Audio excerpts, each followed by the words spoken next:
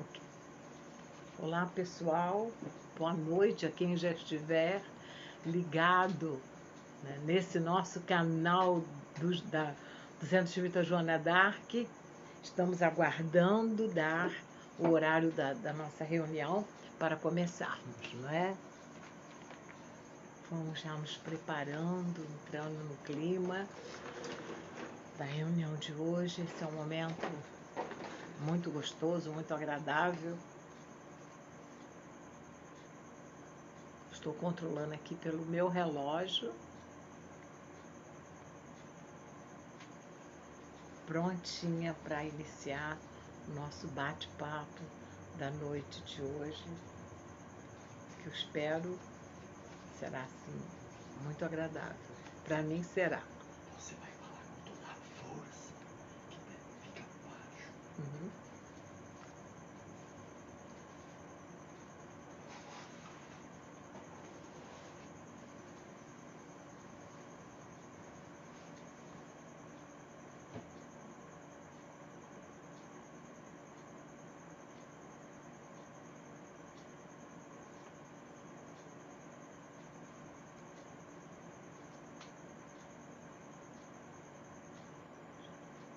Ok, meus irmãos, estamos no nosso horário.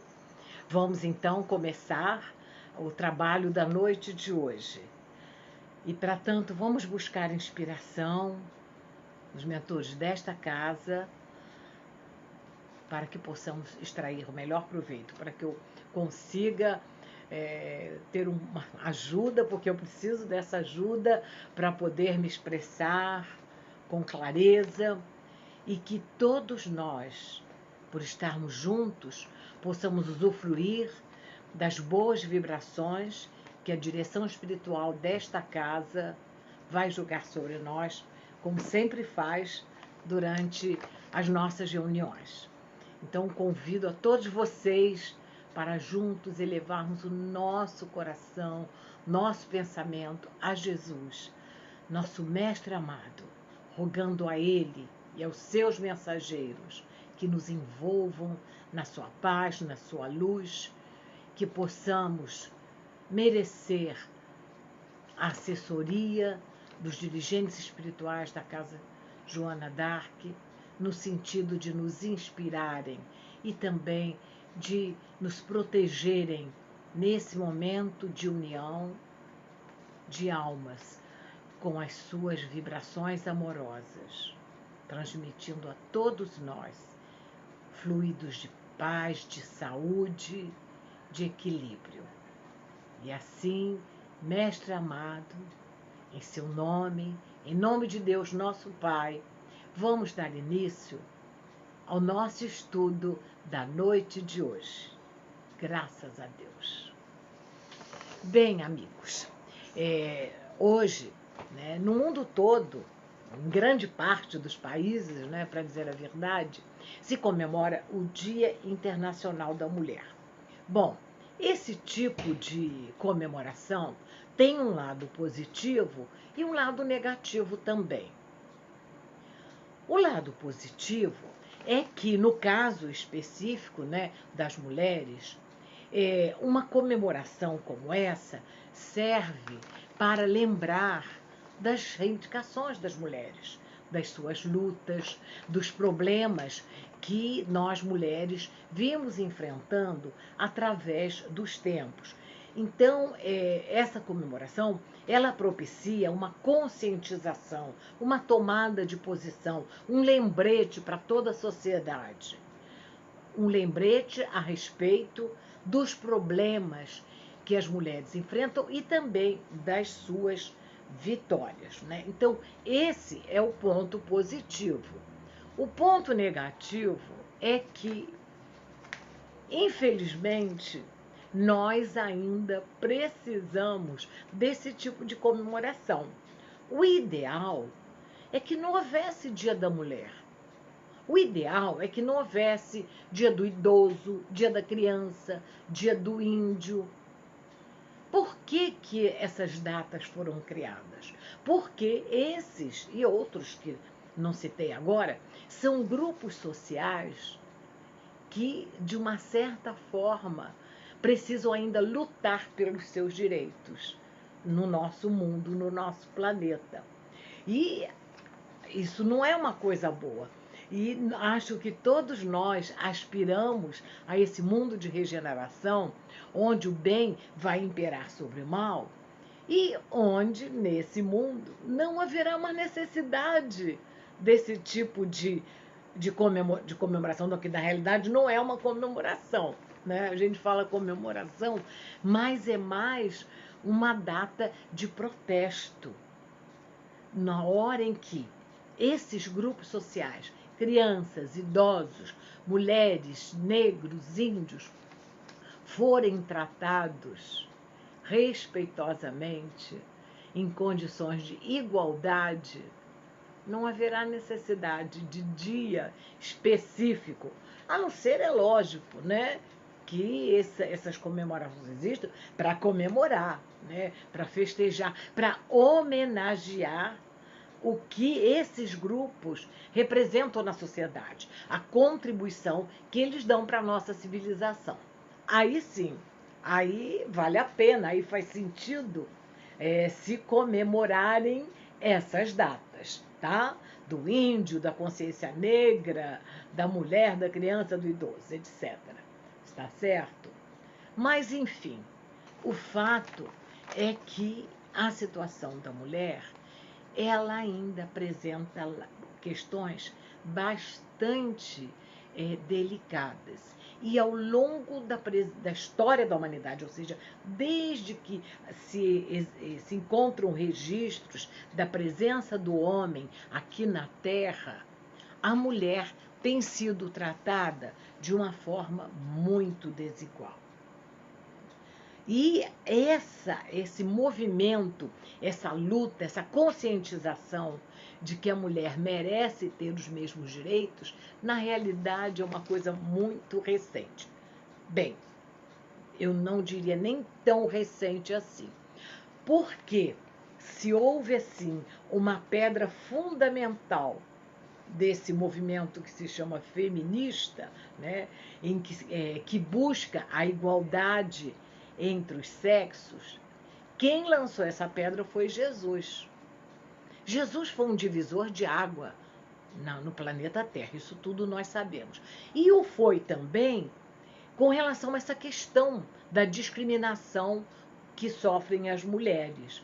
Vocês já refletiram, meus irmãos, já prestaram atenção de como é magnífica a presença das mulheres no Evangelho? Vocês já perceberam a maneira como Jesus tratava as mulheres, o lugar que ele lhes conferia, a importância que elas tiveram na implantação do cristianismo? Olha, vou dar um exemplo que esse é assim para acabar com a autoestima dos nossos irmãos que hoje ocupam um corpo masculino. Foi a crucificação. O que aconteceu naquele momento? Os discípulos, né, aqueles mais chegados, que eram homens, né? Era uma sociedade machista, patriarcal. Onde é que eles estavam na hora da crucificação? Quais são as figuras que ficaram ali ao lado de Jesus até o fim? Mulheres. A mãe dele, Joana de Cusa, Maria de Magdala, né? Maria Madalena. A própria Lívia Cornélios, esposa do senador Públio Lentulus, né? O nosso conhecido escritor do plano espiritual, Emmanuel. Ela foi uma das mulheres que lutou por Jesus. Quem já leu o romance há 2000 anos sabe do empenho dela para salvar Jesus, né? Então, as mulheres, elas não tinham muito a perder naquela sociedade de então. Os homens tinham receio, mas as mulheres não.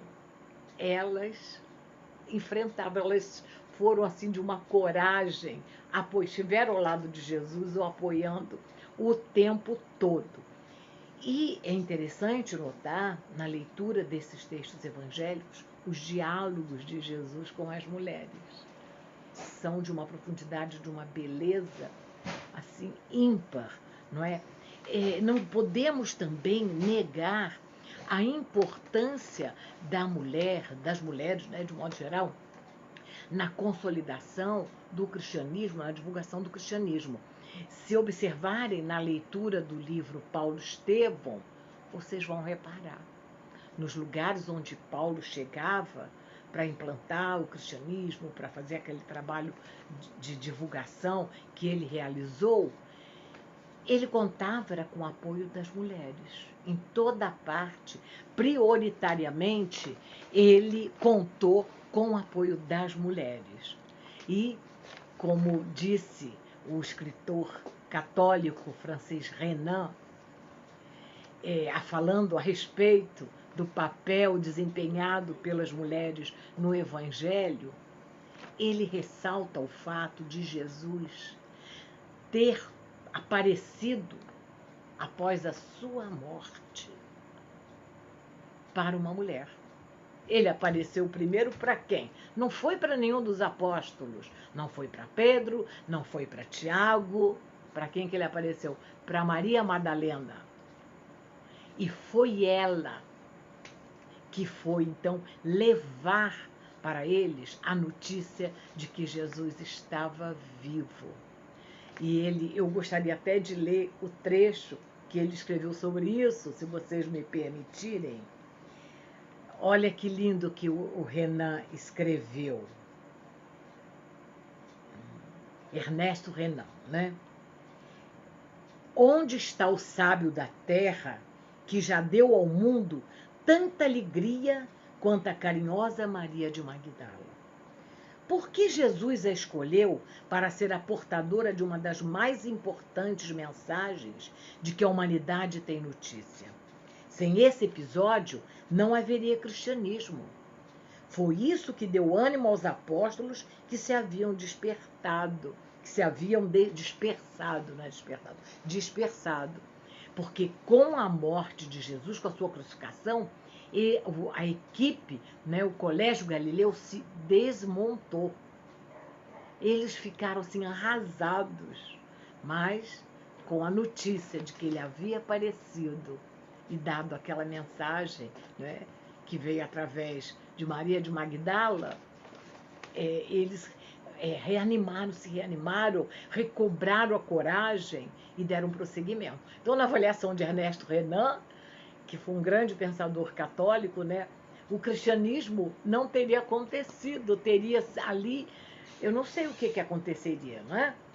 E reaviveu, a chama renasceu, porque a esperança voltou através do testemunho de Maria de Magdala, certo? Mas, como eu disse, né, Jesus trouxe esse tratamento igualitário para as mulheres. As mulheres ocuparam o mesmo lugar no Evangelho que os homens. E elas receberam de Jesus igual consideração. Mas o tempo foi passando e o pensamento predominante, desde sempre, né, prevaleceu. E eu gostaria, até para desanuviar um pouco esse clima sério de um assunto que é cheio de problemas, né, trazer para vocês algumas citações de pensadores muito famosos e eles emitindo as suas opiniões a respeito da mulher. Meus irmãos, vocês vão ficar pasmos. Eu fiquei pasmo, porque muitos deles são personagens que eu respeito, cuja produção intelectual eu admiro e, no entanto, eles tinham uma visão da mulher muito problemática, mas era a visão daquele tempo. Um minutinho, por favor, que o meu papel caiu, a minha nota. Desculpem, caiu aqui onde eu anotei essas pérolas, para não dizer outra coisa que eu encontrei. Vejam só. Porque, na realidade, meus irmãos, como mãe, a mulher sempre foi cantada, elogiada em verso e prosa. Mas, como mulher, a situação era diferente. Escutem só os exemplos que eu vou trazer. Existe o princípio bom que criou a ordem, a luz e o homem. E o princípio mau que criou o caos, as trevas e a mulher. Sabe quem disse isso? Pitágoras, o grande matemático grego, filósofo e matemático grego, gente, que viveu lá no século V a.C., na era áurea da filosofia e da literatura gregas, né? Mas foi ele que disse isso. A mulher, a mulher é o mais temível dos males. Quem disse isso foi Eurípides, outro grego, mas poeta, e que também viveu no século V a.C. Agora sentem-se para não cair. A mulher é uma besta insegura e instável. Sabe quem disse isso? Santo Agostinho. O próprio. Um dos maiores pensadores do cristianismo, criador da filosofia patrística. Ele praticamente fundamentou o pensamento que foi gerar a Igreja Católica. Uma figura importantíssima. E depois, séculos depois, né, foi um dos organizadores no plano espiritual da codificação. Mas aí, claro, gente, peraí, vamos com calma. É claro que isso ele falou lá na Idade Média, tá?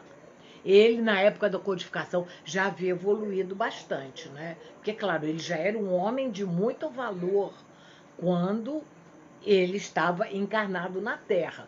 Mas depois ele continuou evoluindo. E o Santo Agostinho, que a gente conhece nas mensagens que estão nas obras básicas, é outro departamento, né? Mas vejam, ele disse isso, ele pensava assim. Essa era a visão que ele tinha da mulher. E, na realidade, a gente tem que compreender, meus irmãos, que é muito difícil uma pessoa fugir da abóbada ideológica sob a qual ela foi criada. Nós somos frutos da nossa época, da educação que nós recebemos. Então, se desde pequenininho você aprende que a mulher é inferior, você cresce com esses preconceitos, com essas ideias. Então, apenas assim, criaturas muito, muito excepcionais e luminosas, são os grandes gênios, às vezes são capazes de escapar dessa abóbada ideológica e de verem fora desse ambiente fechado onde nós fomos criados. Ou como hoje o pessoal diz, né? Raros conseguem sair da caixinha, né? Porque a gente fica ali meio que engessado nos ensinamentos, nos pensamentos, nas atitudes que nos são incalcados desde bem pequenininhos, desde a nossa primeira infância. Mas eu vou dizer mais, olha lá. Vem coisa aí pior. Entre todos os animais selvagens, não há nenhum mais daninho que a mulher. São Cristóvão. Naquela época ele acho que ele não era tão santo, né? Hoje até deve ser pelo tempo que se passou, né? Mas dizer isso, gente, que nós somos assim o animal mais daninho, a mãe dele, ele teve mãe, né? Nessa hora não lembrou. Outra pérola.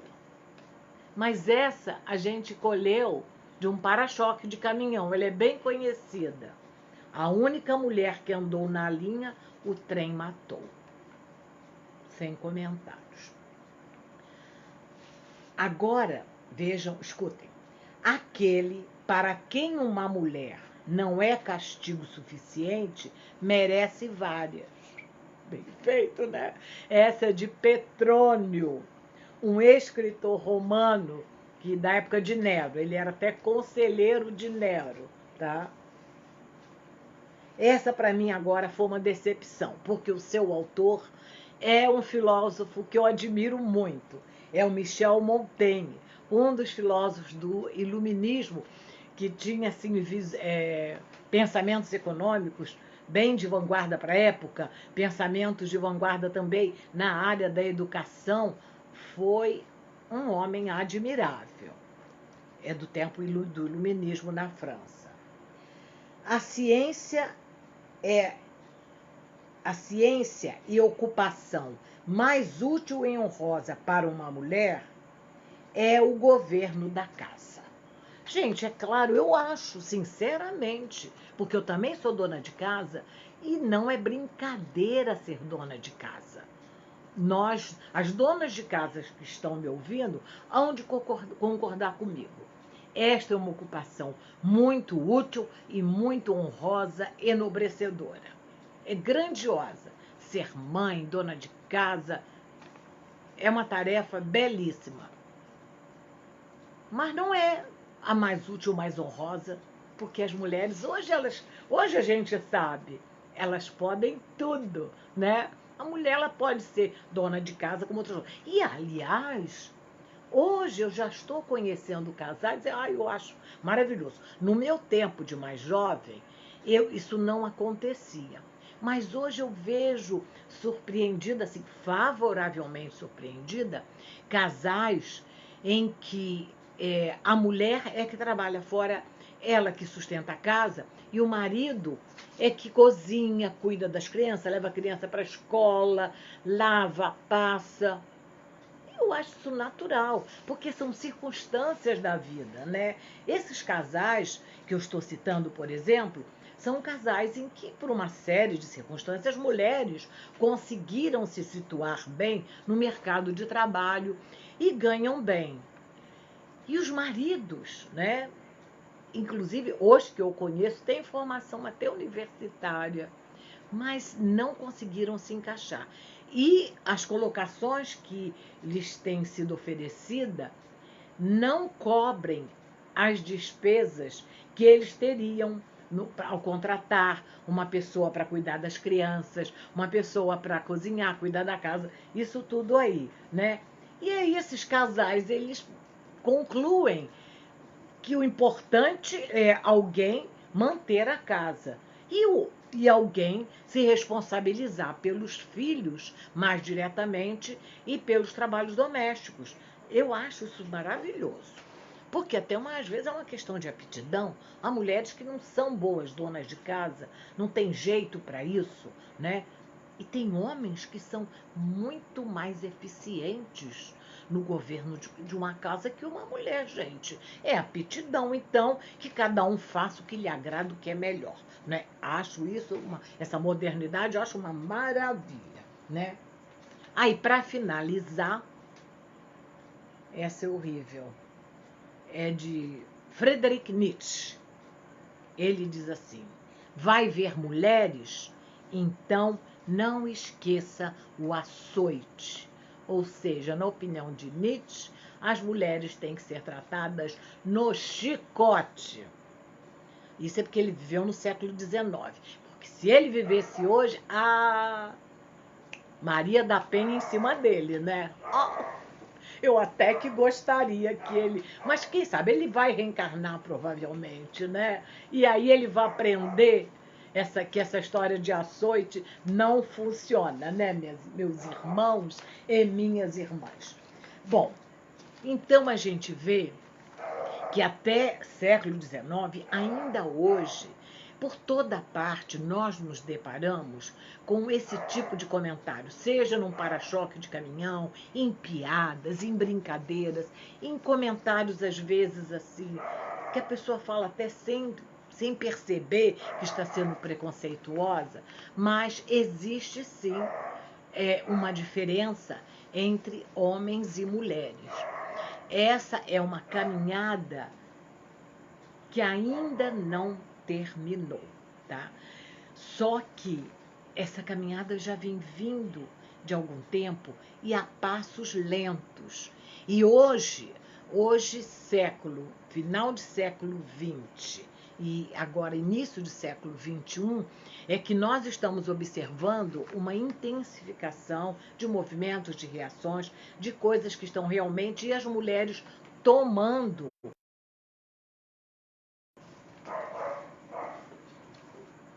Oi, meus irmãos, houve aqui um probleminha, cortou, desculpem.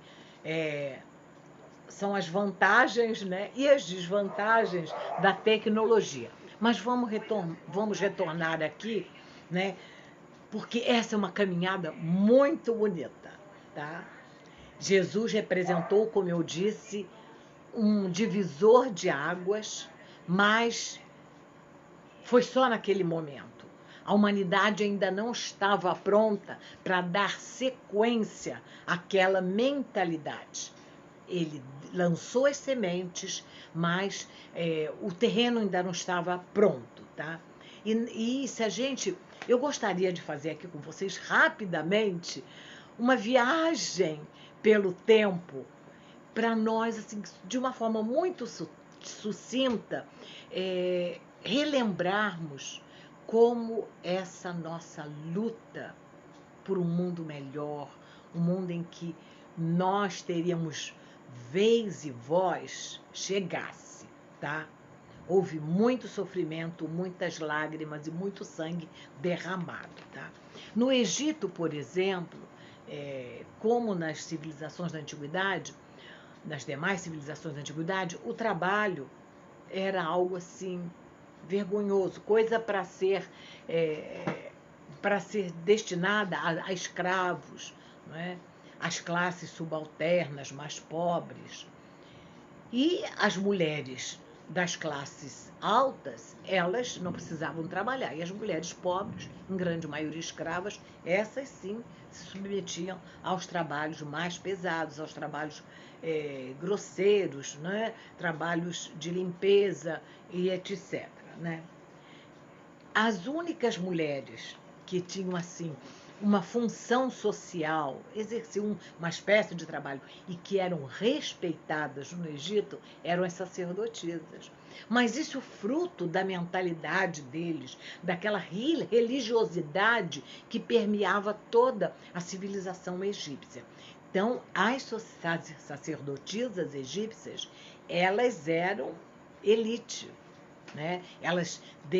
Lá no Egito era assim, se uma menina aos 12 anos, se ela já demonstrasse algum tipo de mediunidade, os sacerdotes já pegavam essa menina, os pais, né, encaminhavam para os templos de um daqueles deuses da época, e ela já ia para lá e já ficava lá durante anos, sendo iniciada para se transformar uma sacerdotisa. Era uma iniciação bem longa, muito cuidadosa, e elas eram muito respeitadas e valorizadas. Então, ser uma sacerdotisa era uma honra, né? Isso, em Roma era bastante semelhante. As mulheres as patrícias eram as ricas, que tinham escravas, várias servas, e as pobres, essas tinham que ralar sem nenhum reconhecimento, sofrendo todo tipo de assédio moral, sexual, tudo isso que nós já estamos cansados de ver. A Idade Média predominava o cristianismo, mas aquele cristianismo que a gente sabe como é que era, né? Havia os feudos, os clãs, e os homens exerciam autoridade máxima, né? A autoridade era inquestionável. E os pais resolviam os casamentos. Não, claro que não se considerava as simpatias, os afetos, nada disso. Os casamentos eram uma instituição social, que era combinada entre os pais de acordo com seus interesses, de herança, de ascensão social, de acomodação. Tudo isso que a gente também conhece. Primeiro que nós já estivemos lá, né? Esquecemos, mas a gente conhece pelos romances, pelos filmes e pela própria literatura espírita, né? Bom, no Renascimento, né, o trabalho ele passou a ser conceituado de uma forma mais elevada, né? Mas para a mulher não. o trabalho já passou a ser dignificado, começou a ser dignificado. Mas a situação da mulher não melhorou nada. As mulheres, elas podiam, né, fiar, tecer, se dedicar a trabalhos manuais e elas eram altamente valorizadas por isso. Havia assim, um respeito por isso, como se fosse uma arte. E as mulheres, então, se ocupavam dessas artes manuais, tá? O iluminismo foi, assim, uma abertura fantástica, né? Uma expectativa de liberdade, de esclarecimento, né? Mas, mesmo aqueles, gente, o meu predileto dessa época, Jean-Jacques Rousseau. Eu quando estudei isso quando estudava francês e estudei toda essa parte, né, da literatura e filosofia francesas, eu amava Jean-Jacques Rousseau. Me lembro até que numa prova oral a professora perguntou: desses filósofos do iluminismo, quem que você gostaria de conhecer pessoalmente, com quem você gostaria de conversar? E eu rapidinho, Jean-Jacques Rousseau. Aí ela queria saber por quê. Aí eu respondi, ela nem me lembro mais, é claro, eu devia ter uns 14, 15 anos, nem me lembro mais o que eu respondi. Mas eu achava Rousseau o máximo, né? Vejam que esta criatura... Nessa época eu não li isso aqui não, senão eu ia ficar muito brava com ele. Vim ler isso, olha, bem depois. Olha o que ele diz. A educação da mulher deve ser orientada no sentido de fazer dela a criada do homem. Gente, isso está lá em Emile. E eu li, mas não me lembro disso, gente. Acho que eu não li tudo, né? Porque não é possível me falar um absurdo desses. Mas é aquela história, um grande homem, mas também limitado pela abóboda ideológica do seu tempo, tá? Bem, aí eu gostaria, gente, agora, rapidamente, apenas como ilustração, para não me tornar-se muito cansativa, de dizer algumas datas importantes. E prestem atenção, minha gente, que são datas assim isoladas, distantes uma das outras. Eram assim respingos, pequenos passos que nós mulheres estávamos dando de uma forma muito audaciosa para ir conquistando o nosso espaço. Eu vou ler aqui, eu fiz algumas anotações, se não esquecer, é claro. Em 1781, Olympe de Gouges, uma francesa, redigiu uma declaração dos direitos da mulher. Olha que mulher maravilhosa, hein? Declaração dos direitos da mulher e cidadã. Sabe o que aconteceu com ela? Por ter escrito, por ter tido essa ousadia de querer escrever declaração de direitos da mulher, foi simplesmente guilhotinada, ó, tá? Mais tarde, em 1838, Florence Tristan publicou um livro chamado A Peregrinação de um Pária, onde ela relatava os sofrimentos dela, as experiências dela, porque ela separou do marido. Pensa bem naquela época, né? E um outro livro, Os Passeios de Londres, criticando o sistema social londrino, e ela afirmava o seguinte: a mulher é o proletário do proletário. Porque o proletário era a classe mais oprimida e a mulher era oprimida pelo mais oprimido. É verdade, gente. Pura verdade, tá? Em 1848, segundo informou Marina Colasanti num artigo, tivemos a fundação do movimento de emancipação feminina nos Estados Unidos. Então, já em 1848 começou uma movimentação nos Estados Unidos. Aí vamos passar para o século XX. No início do século XX, olha outra mulher maravilhosa, chamada Maria Gobelin, nascida em Bruxelas. Ela resolveu ser advogada. Gente, ela, depois de 8 anos, ela estava na faculdade e ela não conseguia se formar. A faculdade não dava o diploma para ela. Mas ela conseguiu, em 8 anos, ela conseguiu se formar.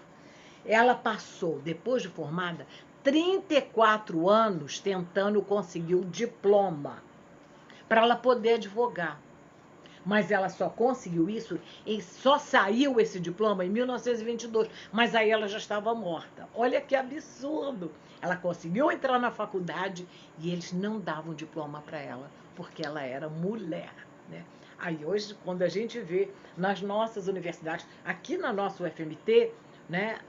Como eu trabalhei lá, eu conhecia as estatísticas lá da Universidade Federal de Mato Grosso, e lá o número de candidatas ao vestibular, mulheres, o número de candidatos mulheres é maior que o número de candidatos. E o número de aprovados é maior entre as de mulheres. E o número de formados na universidade é maior. As mulheres fazem a maioria dos que se graduam na universidade hoje. Vejam. E, inclusive, antigamente, as mulheres faziam pedagogia, letras, porque achavam que esses eram cursos adequados para as mulheres. Não. Hoje, as mulheres estão nas engenharias, na medicina, em todas as áreas do conhecimento humano. A engenharia sempre foi um curso tradicionalmente masculino. O que acontece hoje? Em algumas engenharias, por exemplo, engenharia sanitária, pelo menos até quando eu trabalhava lá, a engenharia sanitária estava formando mais mulheres do que homens. A coisa está mudando, né? Bom, aí seguindo aqui essa linha do tempo, em 1906, as mulheres votaram pela primeira vez. Sabem que... Aí, de novo, está saindo, acho que eu consegui voltar. A Finlândia foi o primeiro país que autorizou as mulheres a votarem, assim, 1906. Em 1919, foi eleita a primeira deputada na Inglaterra. Faz pouco tempo, né? Não é tão antigo isso, é uma coisa mais ou menos recente. Em 1949, Simone de Beauvoir escreveu um livro, O Segundo Sexo, que é considerado um marco para o movimento feminista. E em 1963, Beth Friedan lança o livro A Mística Feminina, que aí é considerado um marco também desse movimento feminista moderno. Agora vamos falar um pouquinho aqui do Brasil, como é que é a situação. Bom, de 1500 a 1822, o Brasil era colônia de Portugal e a gente tinha que seguir as leis impostas. Desculpem, está cortando, dizendo que eu preciso liberar espaço, não sei o que é, não sou muito versada nisso aqui não, tá? Desculpem, mas a gente retorna. Então, quando é que surge a nossa primeira Constituição? Já depois da independência, 1824. Mas essa Constituição de 1824 dizia o seguinte: só podia votar quem tivesse uma renda superior a 100 mil réis por ano, de modo que pobres, negros e mulheres não podiam votar. Pobre porque não tinha essa renda, né?